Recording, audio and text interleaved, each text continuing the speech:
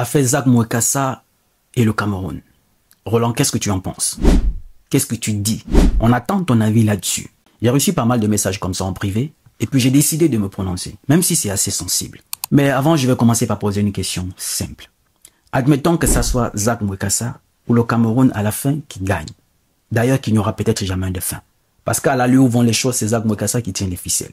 Quand les choses seront un peu calmes, ils vont lancer une petite bombe et c'est fini, ça va reprendre. Mais admettons qu'à la fin, que ce soit le Cameroun ou Zak qui gagne.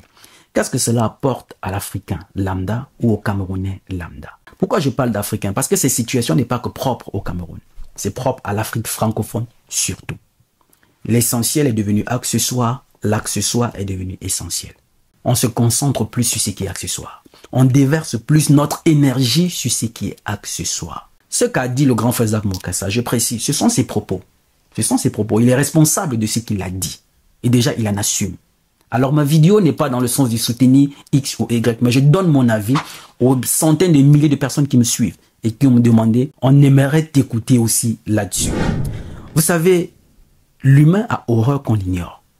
L'humain, il a horreur qu'on l'ignore. Et c'est scientifiquement prouvé qu'on peut faire mourir quelqu'un de chagrin, tout simplement en l'ignorant. Est-ce que cela valait la peine ou ça vaut la peine d'en arriver à ce stade? Consacrer des jours, aller en studio, faire des chansons, des posts, des vidéos, faire des montages et tout simplement pour répondre à une seule personne. Ça valait vraiment la peine d'en arriver là? Je ne pense pas. Je ne pense pas.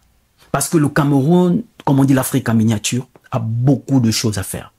Que toute une nation se consacre. Du moins, ce n'est pas toute une nation. Parce que certaines personnes sont concentrées sur des choses importantes au Cameroun. Au point où cela fait des jours. Il fallait tout simplement ignorer. Parce que si vous avez ignoré ce que Zak Mwekassa avait dit ou avait posté, ce serait passé sous silence.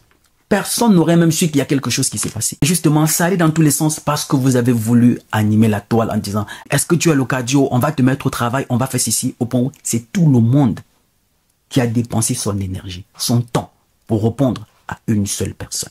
Admettons qu'à la fin, oui, vous avez gagné. Vous l'avez mis au pas. Il y a des victoires en réalité qui sont des défaites. Il y a des victoires qui sont considérées comme des défaites à partir du moment où cela n'apporte rien dans ta vie. Et cela ne va rien apporter dans la vie du citoyen lambda. Pas du tout. Et c'est justement ce que l'Afrique francophone, nous, peuple de l'Afrique francophone, on a ce problème-là. On est malade. On ne connaît plus se concentrer sur ce qui est essentiel. Dans tous les pays francophones, on déverse plus notre énergie sur ce genre de choses accessoires, ce qui fait le buzz. Et comme par hasard, ces choses qui font le buzz arrivent toujours dans des moments très importants pour détourner notre attention. Aujourd'hui, on parle du retour du président Paul Biya au Cameroun et c'est en ce moment où ce buzz-là se passe. Toute l'attention s'est tournée sur Zak Mwekassa. Pourtant, il y avait beaucoup de questions que les gens se posaient. Pourquoi le président était resté aussi silencieux depuis longtemps? Qu'est-ce qui s'est passé pendant cette période? Et pourquoi on interdit qu'on parle de sa santé? Était-il vraiment malade? La Constitution prévoit que c'est 45 jours hors du pays. Mais il a fait plus de 45 jours. Il y a des questions essentielles. Et aujourd'hui, le président Paul Biya, il a un âge avancé qui devient une période très sensible. Parce que c'est surtout cette période de transition-là, de passation de pouvoir surtout là, qui est très sensible pour certains États francophones. Où on a vu qu'après, ça a été le chaos total. Et c'est justement ce sur quoi la plupart des Camerounais devaient se concentrer. Sur l'essentiel. Mais non, vous avez déversé ça sur Zak Mwekassa. Mais Zak Mwekassa, l'opinion de Zak Mwekassa change quoi sur la vie du Camerounais lambda? Rien du tout. Ça reste son avis. Et c'est justement à partir du moment où on a tendance toujours à vouloir se justifier vis-à-vis de ce que quelqu'un a dit sur nous, cela laisse voir qu'il y a une part de vérité dedans. Parce que si quelqu'un me qualifie de tout et de rien et que je ne me reconnais pas dans ce qu'il dit, je n'ai pas à chercher les voies et moyens pour me défendre. Je vais tout simplement l'ignorer. Mais si je reconnais, mon cerveau reconnaît une part de vérité dans ce que cette personne a dit et il refuse d'admettre, cela touche mon ego. Qu'est-ce que je ferais? Je chercherais tout le temps à me défendre. À défaut de ça, j'ignore tout simplement. J'ignore tout simplement. L'humain a horreur qu'on l'ignore. En ignorant Zak Mwekassa, ça n'aurait pas pris cette tenue. Mais là, aujourd'hui, il fait partie des personnes, du moins c'est la personne la plus suivie en ce moment. La plus recherchée, que vous allez sur Google, dès que vous tapez juste Z, c'est Zak Mwekassa qui sort. TikTok, YouTube, partout. On fait des lives, des posts, des chansons. Pour ça. Mais il a donné son avis. Il a donné juste... il a donné son avis. Et le truc, c'est quoi? C'est que, pour dire ce que Zak Mwekassa a dit, cela demande beaucoup de courage. Beaucoup de courage. Et il dit ce qu'il a dit et en assumer les conséquences. Parce que beaucoup pensent comme Zak Mwekassa, mais n'osent pas le dire.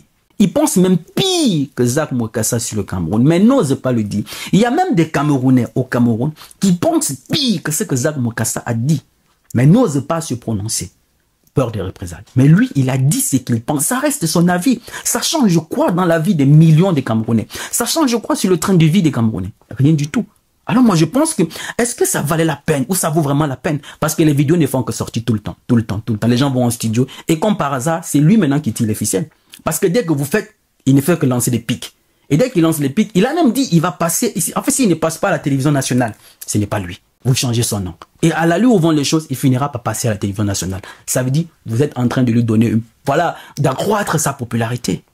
Et de l'autre côté, il faut reconnaître que Zak Mwekassa aussi reste une personnalité en Afrique. On ne peut pas changer ça. Zak Mwekassa, ça reste aussi un champion. Moi, personnellement, je parle de moi. Je me rappelle, moi, début à l'université, les vidéos de Zak Mwekassa m'ont impacté. Et la plupart d'entre nous ici, vous me direz ça. Les vidéos de Zak Mwekassa ont impacté beaucoup d'entre nous. Moi, personnellement, à l'université, ces vidéos m'ont impacté. Ça m'a appris à me poser vraiment des questions sur moi-même, me redécouvrir, savoir qui je suis, afin de comprendre mes besoins profonds et me tracer une vraie orientation. Ces vidéos m'ont impacté. Et je ne savais même pas que plus tard, je devais embrasser cette voie-là. Mais est-ce que cela justifie ce qu'il a fait? Je dis bien, ça l'engage, lui, Zak Mwekassa. Mais ça ne peut pas changer ce qu'il a fait. C'est un champion aussi. On ne peut pas le changer. Zak Mwekassa, il a été champion du monde. On va sur Wikipédia, on fait Zak Mwekassa, il a été champion du monde. Ça, on ne peut pas le changer. C'est juste qu'à cette époque, voilà, on n'avait pas encore toutes les chaînes qu'on a aujourd'hui, des applications, qu'on va aller sur des applications pour regarder les combats et tout ça. Et c'était pas assez médiatisé, mais il a été champion. Au-delà de ça, il est auteur, il est entrepreneur, il est ingénieur. Est-ce que tout ceci, c'est pour lui et sa vie? Est-ce que ça lui donne le droit de manquer de respect ou de faire ce qu'il a fait? Je dis bien, ça l'engage. Ce sont ses propos à lui. Mais pour moi, je pense que accorder autant d'importance à une seule personne par rapport à un avis qui ne nous arrange pas, et on perd tout notre temps à trouver ce qui est, en fait, à trouver des vidéos partout pour répondre, on dépense de l'énergie. Je crois que c'est lui accorder beaucoup de crédit. Ceci vient ici justifier combien de fois il est impactant. Il fait partie des Africains les plus suivis. Ça, c'est sûr dans l'Afrique francophone. Il fait partie des personnes les plus suivies. Et il a une audience, une très forte audience. Que ce soit en Afrique francophone ou en Afrique anglophone, parce qu'il fait aussi des vidéos, voilà, en anglais. Mais à la lui où vont les choses, ça va déjà dans tous les sens. La meilleure façon était tout simplement d'ignorer et puis c'est tout. Et puis Zak Mwekassa, il y a ce qu'on appelle l'ego du champion. C'est aussi un champion. Il a été champion du monde. Il y a l'ego du champion. Ça veut dire qu'il a posté, il y a eu pas mal de messages derrière et tout, il est parti supprimer. Ça a touché son ego. Il a commencé à lancer ces petits mots et tellement ça a maintenant animé la toile, c'est parti dans tous les sens. Et là, ça s'est envenimé. Mais c'est l'ego du champion. Tout champion a de l'ego. Moi, j'ai fait des vidéos ici pour soutenir Samuel Eto'o où beaucoup sont venus en commentaire me descendre. Que je suis déjà un ecclésien et tout. Voilà, nous sommes contre Eto'o. Bon, une partie. Parce qu'il a soutenu le président Paul Biya. Bref, ça va dans tous les sens. On voit quand Samuel Eto'o prend la parole. Beaucoup disent qu'il est imbu de sa personne. Il vit dans le passé. Moi, j'ai été, non. Tout champion a l'ego. On ne devient pas champion du jour au lendemain. Cela demande beaucoup de sacrifices. Pendant que nous on fait la fête, ils sont en train de se priver. Ça demande beaucoup de sacrifices pour être champion. C'est deux champions dans deux domaines différents. Je ne suis pas en train de les comparer, bien sûr, mais c'est deux champions. Et les champions, ils ont de l'ego. On l'a vu avec Zlatan Ibrahimovic, qui disait ici, après avoir mis la Suède sur la carte du monde, c'est le tour de la France. Je suis venu en France comme un roi, je repars comme une légende. Si vous voulez que je reste en France ou que je renouvelle mon contrat, il faut changer la statue de la Tour Eiffel avec ma statue. C'est quasiment insulter tout un pays. L'altercation qu'il avait eue avec l'arbitre et tout ça, au point où le président de la République française avait intervenu. Donc un seul individu a mis tout un pays au travail. Zlatan Ibrahimovic, même le président a réagi. C'est l'ego des champions. Et par la suite, il a demandé pardon en France. Pourquoi? Parce que c'est la France qui était son employeur. Mais Zak Mwekassa, pourquoi il va demander pardon? Ce n'est pas le Cameroun qui est son employeur. Donc en aucun cas, il y a un moyen de pression sur lui pour qu'il demande pardon. Pas du tout. Zak Mwekassa, c'est un champion. Il a aussi peut-être été touché dans son ego. Le dire n'est pas soutenir Zak Mwekassa, n'est pas être solidaire de ce qu'il a dit. Ce sont ses propos, ça reste son avis. Mais on ne peut pas empêcher les gens d'avoir leur avis sur ce qu'ils pensent. On ne peut pas empêcher les gens d'avoir... Ça reste son avis à lui. Mais qu'est-ce qu'on fait à partir du moment où l'avis de quelqu'un ne marche pas avec moi? Next. J'ai même une croix. J'étais loin de ma vie. Vous savez, moi, j'ai beaucoup de respect pour des gens qui, haut et fort, affirment leur position. Tu as quelqu'un dans ta vie qui est autour de toi qui te dit, moi je te déteste. Il faut avoir du respect pour cette personne. Pourquoi? Parce qu'au moins, elle t'a dit qu'elle te déteste. Elle ne t'aime pas. Lui, évite-le. Au moins, tu m'as prévenu. Que d'avoir des gens autour de nous qui vont nous dire qu'ils nous aiment et tout. Mais Dieu seul sait ce qu'ils pensent dans nos cœurs. Et puis, il a réussi quelque chose que beaucoup de personnes ne voient pas. C'est que le mystère qu'il y a autour de lui. Beaucoup de gens ne connaissent réellement pas qui est Zak Mwekassa. Où il vit même en réalité. ou encore sa famille. Mais c'est quelqu'un qui est marié, qui a des enfants, qui a une famille. Mais il a gardé sa famille vraiment dans le mystère. Sinon, et c'est justement pour ce genre de choses-là qu'il faut vraiment garder la famille à l'abri. Parce que quand ce genre de choses arrivent, qu'est-ce qu'on fait? On s'attaque forcément à la famille. S'il avait ses enfants un peu sur Instagram, sur les réseaux et tout, c'est qu'on est déjà en train de, voilà, d'harceler les enfants, les traumatiser. Mais personne n'a un moyen de pression sur lui. Ce qui fait qu'il n'y a que sur lui qu'on peut s'attaquer. C'est aussi ça un truc principal dans la vie. Fais de ta vie un mystère. À défaut de ça, si tout le monde te connaît, tu ne vaux plus rien. Tout le monde peut t'atteindre. Pour moi, je pense que la meilleure des choses était tout simplement d'ignorer. D'ignorer et d'ignorer encore. Parce qu'il y a beaucoup d'autres combats. Et ce problème n'est pas que propre au Cameroun, c'est propre à l'Afrique francophone. On se concentre toujours sur ce qui est accessoire, alors qu'on a les choses essentielles. Le Cameroun a beaucoup de challenges. Et aujourd'hui, il y a des gens qui vont dire quand ça concerne mon pays, ne parle pas. C'est bizarre quand c'est ce qui est bien que ça concerne votre pays, on ne parle pas. Mais quand c'est ce qui est mauvais, c'est vous qui venez écrire en privé. S'il te plaît, parle de mon pays, voilà ce qui se passe. S'il te plaît, voilà ce qui se passe dans mon pays, il faut dénoncer. Voilà ce qui... Zak Mokassa aujourd'hui a une voix qui porte. Si on nous bloque tous, voilà, les médias nationaux et tout ça, et si on te dit, voilà, il faut relayer certaines informations sur la toile, Zak Mokassa fait partie des personnes qui ont une grosse audience et qui en relayant quelque chose, ça impacte, ça touche beaucoup, ça informe beaucoup de personnes. Est-ce que cela justifie ses prises de position? Ça, je ne peux pas le répondre. Ça reste son avis à lui. Mais on vit dans un monde où chacun est libre de dire ce qu'il pense. Mais de l'autre côté, moi je sais que Zak Mokassa, il aime le Cameroun. Ça, c'est sûr. Il aime le Cameroun. Je me rappelle une vidéo qu'il avait fait, je sais pas, en 2016-2015, où il prenait l'exemple sur la mentalité camerounaise dans le domaine du business, en parlant de l'économie du Cameroun, qui repose vraiment entre les mains des Camerounais. Contrairement à certains pays, quand vous arrivez, c'est les Libanais, c'est les Marocains qui ont pris l'économie en otage. Je me rappelle, allez sur sa chaîne YouTube, je crois 2016, vous trouverez cette vidéo-là sur le Cameroun. Donc ce n'est pas tant qu'il n'aime pas le Cameroun. Aujourd'hui, il n'est plus question de parler de pays. Non. Parce qu'on voit des gens qui vont dire ça concerne mon pays, ne parle plus. Non. Tous les problèmes de l'Afrique se ressemblent. On a tous les mêmes problèmes. Électricité, eau potable, les routes, les hôpitaux, les écoles, la corruption. On a tous les mêmes problèmes. Il n'est plus question de dire c'est mon pays, c'est mon pays. Non, on ne parle plus de pays, on parle de continent. Parce que ce qui se passe dans tel pays va impacter l'autre. Ça, c'est sûr. Le Cameroun reste un grand pays en Afrique. On ne peut pas, en fait, on ne peut rien lui enlever à ce grand pays.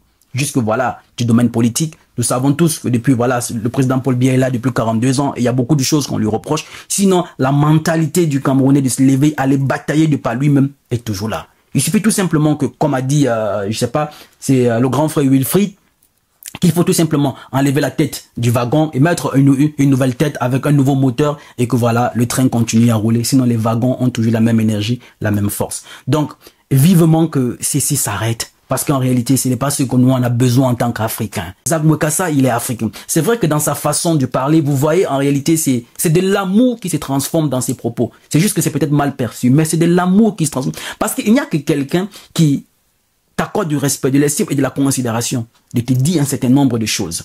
Et c'est justement de l'amour qu'il a pour toi, qui pousse cette personne à te dire un certain nombre de choses. Vivement que cela, ça pèse.